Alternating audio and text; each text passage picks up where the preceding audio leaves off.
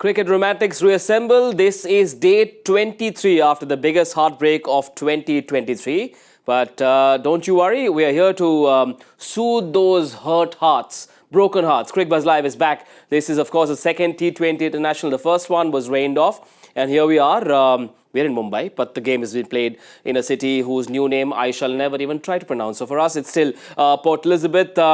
All's nice and steady in the Cricbuzz Live studio. Two very familiar gentlemen, Zaheer Khan and Parthiv Patel in the house. I refer to the heartbreak of 23, but a man that made all Indian hearts happy in 2011 celebrates his 42nd birthday today. So on behalf of Cricbuzz Live and the whole team here, happy birthday, UV. We love you a lot. I'm not going to ask them to wish Yuvraj because they already wished him at this big party last night. But Zach, got to have one. It's nice to know that you're keeping track of things. Of course, sir. we look after our guests. Not just the birthdays, but what's happening with birthdays also, you know. Blame it on Instagram, sir. सब पता चल जाता है. And one picture you put out with the master, what is that? No caption needed. It's not blame it on Instagram. It's how much spare time do you have? I have a lot of time. You are always on Instagram. No one else calls me. See, I don't get invited to these parties. So I have to keep a track of what my experts are doing. A lovely picture with Sachin Tendulkar, by the way. Zach, 3rd October 2000, Nairobi. There were 3 debutants for India. You and Yuvraj were a part of that trio. Memories of that day or your funnest memory with Yuvraj Singh? Well, where should I start? There are plenty of them. Look, we started our journey in international cricket together, and we've been best of the buddies since then. So obviously, you know, we've seen our ups and downs in each other's careers, lives, and you know, over the years have formed very strong friendship. So it's great to have a friend like him, and it's always good to have those moments, you know, which you share right throughout your journey of cricket. Incidentally, both of us were actually roommates also when we got picked. So we were having a camp in Chennai at that time, and imagine, you know, if just one of us getting picked. The room would have been a very doomed one. But luckily, both of us were picked to go to Nairobi, and there was a lot of excitement. Me and him both were on calls, hugging each other, screaming, shouting in the room. And yeah, from there, going to Nairobi and starting our journey in international cricket. Wow, you've met him in South Africa as well for the first time, I've been told. Yeah, I actually met him first time in South Africa in 2002 when I was on an India A8 tour. We already had played 2 years of international cricket. They were just coming in, preparing for the 2003 World Cup, which was held in South Africa. So they had come to play a couple of 4-day games. But yeah, you know, he's always been a big brother. He's always been looked after me, like along with Zach. And so always good memories with UV. And you know, as Zach said, you know, he's a great friend to have. And to me, he's always been a big brother. And so, you know, we wished him yesterday, we wish him again that, you know, good things happen to good human, and every time, you know, we see about Yuvraj Singh, that always we see that good things happens to him. Is he still as naughty or naughtier at 42? Yeah, that's what I've put a post out there today, isn't it, on Insta? Go check it out. Say a year older, wiser, no chance. He's still the same, and I want him to be that way because he keeps everyone going, you know, with his light-hearted nature. Right, so from Yuvraj's birthday, let's now shift focus to the second T20 International. There was a lot of rain in Durban, and that meant an early exit for the Cricbuzz team. On the day the first T20I was supposed to be played, here we are. The score still 0-0. The second T20 Internationals to be played in just a bit. Toss delayed by a couple of minutes. I think they're out already for the toss. We'll get you an update on that very soon. In fact, the toss has happened. South Africa has won the toss, and they have chosen to bowl first. Now, the reason this series is pretty important for both teams is that, including this one, they only have 5 T20 internationals before the big World Cup in June in the USA and the West Indies. And very often, fans love talking about, oh, whatever happens now doesn't really matter. They will only look at the IPL as a benchmark on who to pick. Realistically speaking, Zach, once the big boys come back, Rohit, Virat, Jasprit Bumrah, etc., how many spots or slots is India really looking for options from this one and the series against Afghanistan?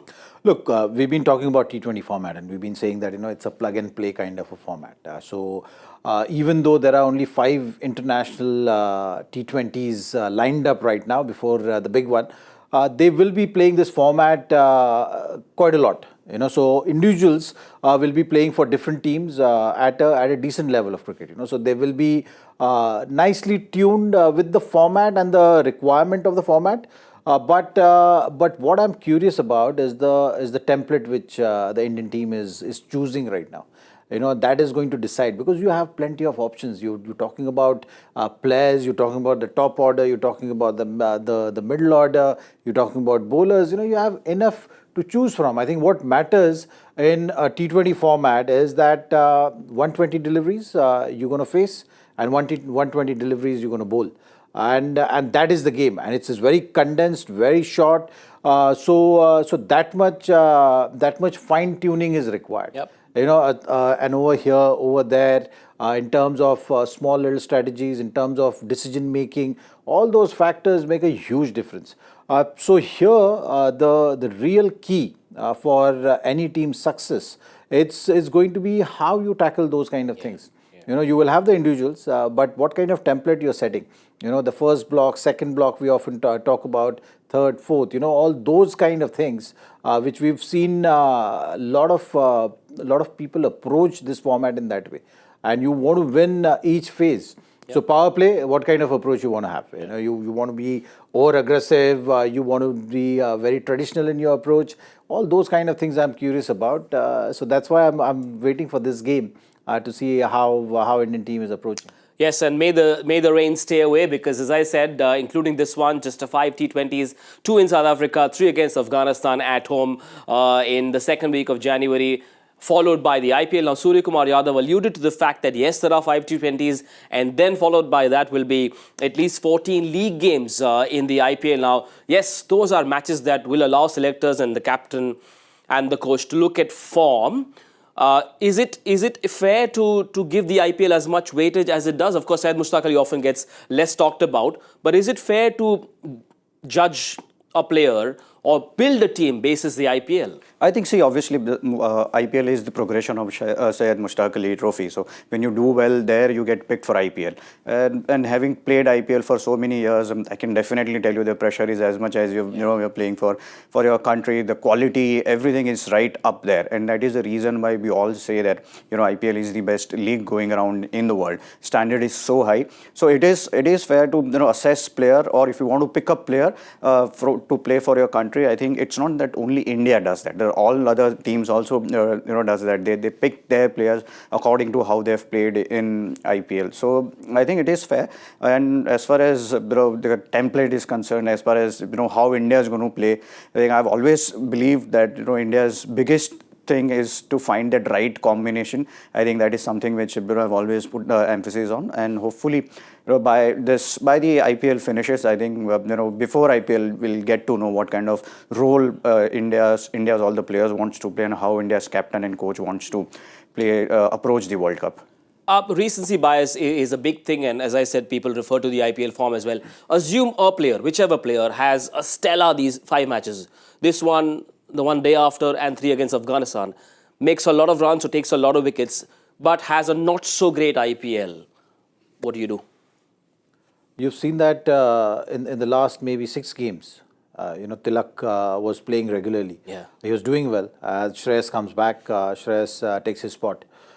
So those kind of things will happen. So that's where what Parthiv is saying, the team management, the think tank, the captain, how are they looking at it? So we have to wait and see what kind of approach they are taking. And tactically, how they're going to be using the different players. Like, Bumrah is a classic example. Yeah. How are you going to use Bumrah? How are you going to use spinners? We've seen Surya have been very consistent in using spinners in the power play. As soon as the batters were putting seam bowlers under pressure, he was very quick to go to the spinners. Those kind of things matter a lot. And what kind of fine tuning is something which is coming to my mind with 1 over, 2 over. If you're precisely using players tactically, then it's going to make a huge impact. So all these names which you're talking about, a particular player playing right now and doing well, might miss out. because how team management is looking at it, how selectors are looking at it, all those things we'll have to wait and see. It's a constantly evolving situation and plenty to choose from. So it's a good headache to have. But what's going to matter is a selection of the players. Yeah. And then the template, and then the tactical nuances which will come into play as the tournament will go along. And so, as cricket fans and cricket lovers, we should not be in a hurry to pick India's World Cup squad for now. From the players' perspective as well, you shouldn't be thinking about the World Cup, right? Give themselves the best possible chance by making as many runs or taking as many wickets as possible. Yeah, that's exactly what as a player you can do. You know, you obviously you want to play the World Cup. There is no doubt about it. But as a player, you just have to try and perform. You have an opportunity right now, and just think about this opportunity. Try and perform. And once you performing, then it's not in your hand. Then it's in selectors and captains hand whether you fit into that kind of a role or not. But as Zach mentioned, that there's plenty of players to choose from. So as a player, you just have to stay in present and try and score and try and impress selectors and the captain and coach as much as you can, and then leave it in their hand, because whoever doesn't get picked will get disappointed, because he would be equally deserving to be part of that squad. So yeah, I mean, as a player, just stay in present and perform. 4 players have come back to the Indian squad after being rested against Australia. It's Shubman Gill, Mohammad Siraj, Kuldeep Yadav and Ravindra Jadeja have made it back to the Indian squad, and Jadeja, Kuldeep in as well, and so is Siraj and Shubman Gill. So 4 spots straight away taken by players that have come into the squad. Now let's start with a conversation right up top about the openers. Shubman Gill comes in and out goes Ruturaj Gaikwad. Now, it's pretty much the conversation is between 3 players, Gaikwad, Jaiswal and Shubman. But between Shubman and Ruturaj, clearly Shubman is perhaps more proven at the highest level. Is that the reason why he gets the nod over Ruturaj, or other parameters as well? Absolutely, because if you look at Shubman's numbers also, and especially that 100 column, if you look at it, Yeah. he's been very consistent in getting hundreds. And now, if as a top order batter, if you are consistently putting up those kind of numbers, then obviously you're going to get that slight weightage or not against any other player in that kind of a scenario. So that is the case here. In terms of Ruturaj's number also, he's not far behind. It's in fact pretty much identical. Yeah. But I think Shubman has been playing ahead of Ruturaj for a while now, and in his absence, Ruturaj have been filling his spot, and he's not been doing a bad job. And that's the competition which you're talking about. It's a very healthy competition at this stage. That the player you're going to be leaving out, you will not he will be disappointed, but he will also look at the other player and say that the continuity factor is also been taken into consideration in this case. So that's how it is going to be, and that's why I think when you're looking at all this, you have to move away from looking at the names and give emphasis to the different phases of the game. It's going to get a little repetitive. Yeah. But sooner or later now in this format, even the fans, the followers, the people around, they will be taking this kind of approach, because the format is going to evolve in that way.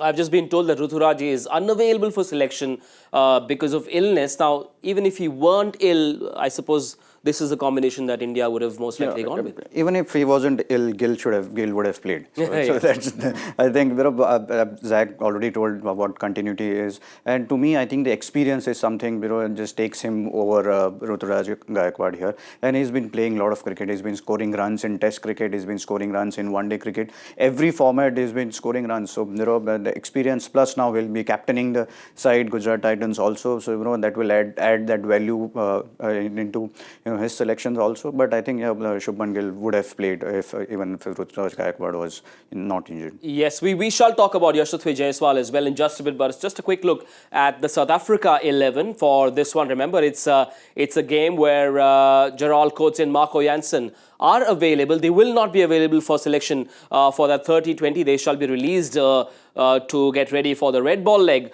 of the series against India. And this is the 11 they've gone with. First, a look at their bowling. Zach, looks good. Enough variety in there for you? Yeah, they have covered all the bases with regard to bowling for sure. You have Markram also chipping in with the ball. I will not be surprised if he starts with the new ball. That's something which we've seen from South Africa. Tabraiz Shamsi is someone, that unorthodox wrist spinner, which adds that little variety to the whole thing. And Coetzee is someone who's new kid on the block, have had a great World Cup, have shown those signs of good potential, and then someone who everyone will be keeping a close eye on. Yes, the IPL auction happening in a few days from now. So it's clearly, I mean, in this case, recency bias is perhaps a lot stronger, isn't it? You have a couple of good games because we've seen it happen with a lot of other players. JP Dumini comes to my mind. He had a stellar innings against Australia in Australia.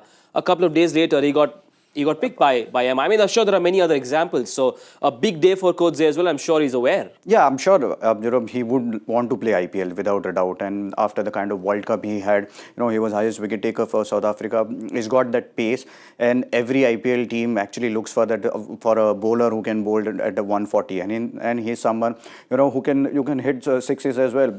He came into the side after doing really well in T20 formats, and here is his opportunity again to impress the IPL teams, player whoever wants to go for it. I think there are a lot of teams who are looking for that fast bowler spot, and I'm sure he will be right up there. Maybe will get more money. I think he'll be right in maybe top 5.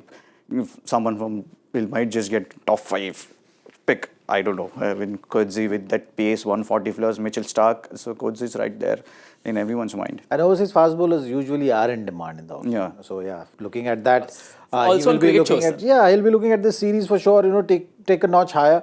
What the numbers are suggesting is that he's taking more than 1 wicket per game. Yeah. And that's a very good number to have. Still early days for him in this format, cricket.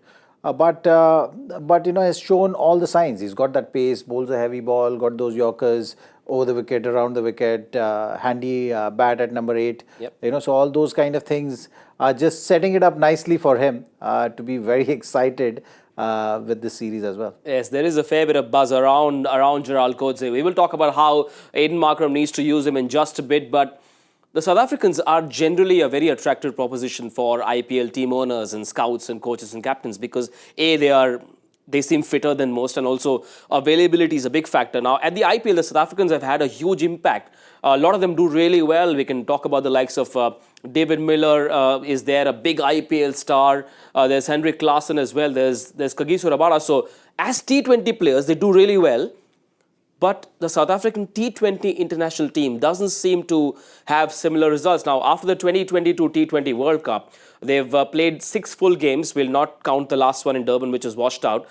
Just the 1 win, Parthiv. Yeah, that it is surprising just looking at what we saw. Players of South Africa who have played for them even in 2022 World Cup. I think they lost to Netherlands also in a T20 World Cup. Yep. So I think that's something which is surprising. We saw Quinton de Kock do really well in IPL. We've seen Kagiso Rabada doing really well. Klaassen announced himself in last year how well he plays that spin. Tristan Stubbs is another player who hasn't got a game but is someone who's very, very, very talented batter out there. But yeah, it is surprising that South Africa is not, we are seeing that kind of results where they've not been able to win games. I think it could be a same case where they have not been able to find that right combination which they want for their own team. But I think it's very surprising. I didn't expect that kind of numbers from South Africa because they are a quality side without a doubt. We saw playing 11, their bowling's covered, their batters are covered, they are attacking batters. They're someone who can have the ability of 6-hitting ability or even playing spin. You've got Henrik Larsson, someone arguably plays spin really well. So they have all the basics covered. So it is surprising that they're not winning games. Skill is certainly doesn't seem like an issue from what experts often tell me. Is it about these players not playing enough together as a team? Is that the reason? Well, on paper, this team is looking solid. Yeah. I think we'll have to see whether Markram was captain the previous series. No, or he just So I think that explains. The SA cricket also must have thought about maybe going in different direction, and hence Markram has been given that responsibility. So it's about getting everyone going, because on paper this team is looking very good. They've covered all the bases. It's a nice balance of power hitters. When you have Miller and Klaassen, obviously you're talking about quality finishers there. Stubbs is someone who is young but have been noticed by all the franchises across the world, and Markram is someone who is a very balanced character. I think, once you have a leader like that who is able to motivate all the players and put all the pieces of the puzzles together nicely, then he might be able to do something with the squad for sure, because the squad definitely has potential. Yes, and the South Africans will have a 3-match series against the West Indies just before the T20 World Cup. So they've got 3 plus the 2 here, and maybe it's an opportunity for this team to come together and gel well as a unit to change the numbers that we just saw. Let's now talk about the battle of the Bapus, Akshar Patel and Ravindra Jadeja. We've got a question on the same with hashtag Ask Cricbuzz Live. Amar Gokhale wants to ask our experts. Akshar Patel lost out to Jadeja in the ODI World Cup squad. Well, Akshar was in the reckoning, but that injury caused his exit. While Jadeja might be a better bowler, Akshar surely is a better batter. As long as Jadeja is there, will Akshar forever be in his shadow? Only time will tell. Yeah, It's Good that answer. kind of question, because both the guys have been doing well. Jadeja, of course, is senior to Akshar, has been around for a while, has been consistently doing well for the team. So right now, yes, Akshar is definitely in shadow of Jadeja. But with looking at how the scheduling of cricket is there these days, you know that Akshar will also be getting equal opportunities. I mean, you look at these T20 internationals, Jadeja have featured in 64, but Akshar is not far behind. 50, yeah. So it's not about Akshar absolutely not getting opportunity because of Jadeja. It's just the modern way of cricket right now. We've seen with the scheduling, both the guys will get equal opportunities, because the workload management and giving priority to the series is going to give opportunities to Akshar as well. And between these two, in say maybe a year or two, you will know that one will be inching ahead for sure. Yes, Jadeja is in the playing 11, but Parthiv, you've looked at a lot of young players as well. If you were to do a SWOT analysis of these players, they're left-arm spinner and lower-order batter with the big shots, how would you weigh the two skill sets in these two players? I think it is very difficult to just both to set both the players. I think to compare both the players. I think the way Akshar has been bowling, he might be a better batsman, but I think Ravindra Jadeja is doing the job for his franchise in T20 cricket. Even in Test cricket, Ravindra Jadeja has shown that he can be a good batter. But I think bowling wise, batting wise, it is very difficult to compare both of them, and that is the reason why you can see the numbers are identical and number of games are also almost there. Otherwise, it would have been slightly different. But yeah, Akshar's got his opportunity. Every time he's got his opportunity, he has made it count. Last series, he was man of the match in last 2 games. Ravindra Jadeja was obviously playing World Cup, so now he came back and now he is vice captain of the sides. So, but going into a World Cup, I think it will depend on the current form. I think to me, that's something which I feel that whoever's doing well might just get picked for World Cup. Yes, and therefore these 5 T20 internationals, very key, as well as the 14 league games at the IPL will obviously have a direct impact on who goes to the US and the West Indies for that T20 World Cup. In case you've just joined us on Cricbuzz Live, South Africa have won the toss and they will be bowling first, and that means the duo that will come out to bat for India, apart from Shubman Gill, will have young Yashasvi Jaiswal. He's been refreshing with his approach. Experts often say that he doesn't play those Ara Tirsha shots. Yeah. Very, very correct, but very, very attacking. Now, he plays at a strike rate of 162. Is that the reason he gets the nod over someone like Ruturaj Gaikwad? Look at those numbers since 2022 in the power play. Yeah, he's been fantastic in the 2020 format, especially in power play. The way his approach is very refreshing. The way he's very sure of the way he plays. I think he's not someone who's just coming out and slogging. He gets into good positions. You can see that he hits down the ground and square of the wicket as well. And if you look at numbers of other players, I think you need someone like Yashasvi Jaiswal who's striking at 161.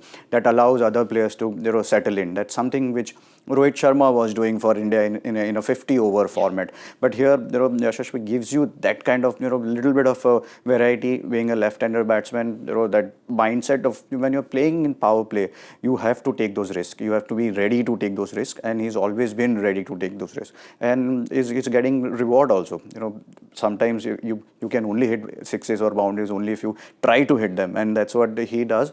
And this will be a good test for him.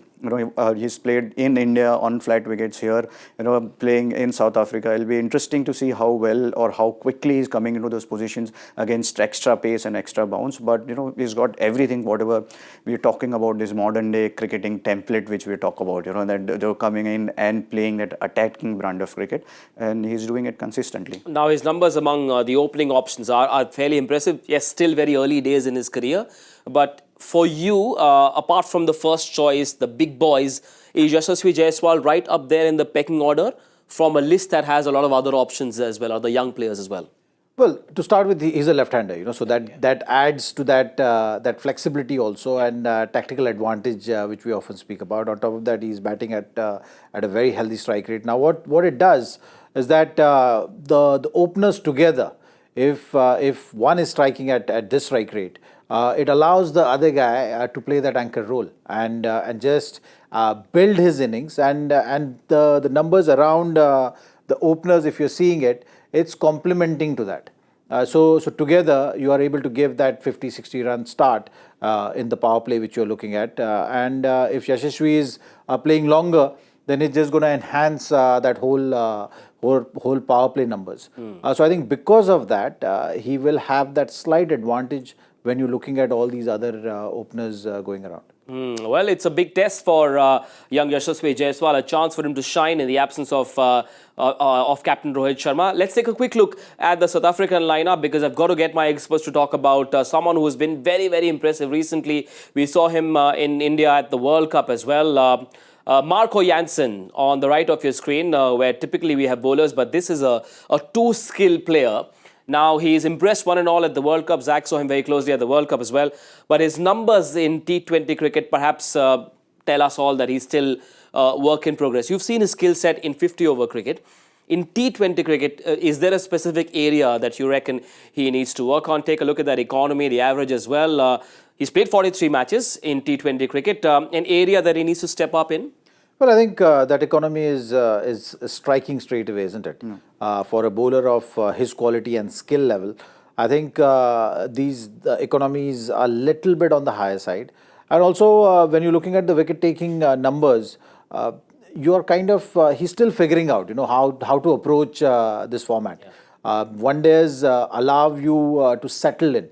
The batters are also in no hurry to score runs. They can look to take the time, and here in T20 format, you've seen the batters constantly pushing the bowlers and putting them under pressure, looking to play high risk shots, and in the power play at times it becomes very difficult. So it's just the mindset shift for the batters also to look at the bowlers, and for Marco, it's just about staying on top. I think what he needs to figure out, whether he wants to be out and out, just thinking wicket kind of a bowler, or he wants to just focus on line and length. I think he's getting caught up with that kind of a thought process, where he's not very sure which side to incline towards. Well, he's got 5 matches. In fact, he won't be available for the third one. So this is his chance. Parthiv, very often players who are slightly more skilled get a longer rope. Is Marco Jansen one of them for you? Because is 43 matches enough of a sample size for you? It is. See, he has done well. It's not that he's not done well. If you see how well he bowled in the World Cup, it's not that he doesn't have that skill set and someone who can bat the way he bats. I think if you look at, Hardik Pandya, he gets an opportunity. He's someone like that. Someone who can bowl with a new ball, someone who can bat at 7 and he can hit those big sixes. So that is the reason why I think, he's getting those chances. Test numbers are also very good. I think only thing which I felt or noticed was, in a World Cup game against India, when Rohit Sharma attacked, he did not have that plan B. That's the only game where he had gone for more runs. So I think that's something he can think of if bowling in power play, if batters are attacking, which they are going to do that in T20 format. Does he have that plan B with him? The obviously first thing is to swing it in and try and get a wicket. But if that doesn't happen, does he have that plan B or not? I think that's something which is striking. Yes, it's an opportunity for Marco Jansen to improve those numbers, maybe a shorter redemption for our graphics machine as well. Now, remember, it rained a lot in Durban, and because of the rain in Durban, there were some issues with our graphics machine, and therefore, erroneously, we fired the wrong graphic when we had to announce the winner of Joy Factor. So, Many apologies for that in case it upset you. Time now for today's Joy Factor question. Let's take a look at what it is and we'll get you guys and girls enough time to crack this one. Which Indian Test captain scored a century on his first-class debut in Karachi? In Karachi. First-class debut in Karachi. Has to be India debut, right? I mean, in a sense, first-class? No. First-class debut in Karachi? Yeah. Okay. I'm not sure if... Quaid-e-Azam Trophy. I'm not sure if even Google will know this, but we'll try. No, it can be India A game. Exactly. No, it was India's champions versus Pakistan's champions. Quaid-e-Azam Trophy that had happened in That's a 5-6 years back, or probably 10 years back. big hint. It's a big one from Mr. Patel. So go crack this one. He's made it very easy for you. I will try as well. So that's the question. Send in your answers. We'll announce the answer and the correct winner this time because our graphics machine has had a bit of a reboot. For now, ladies and gentlemen, I will ask my experts for a quick prediction. India batting first. 170. 180. Just Conservative, yeah. conservative, yeah. 190. Need to recover from that World Cup heartbreak. So send in your predictions as well. We will see you at the halfway mark with Cricbuzz Live. Parthiv Patel and Zaheer Khan will be back. Bye for now.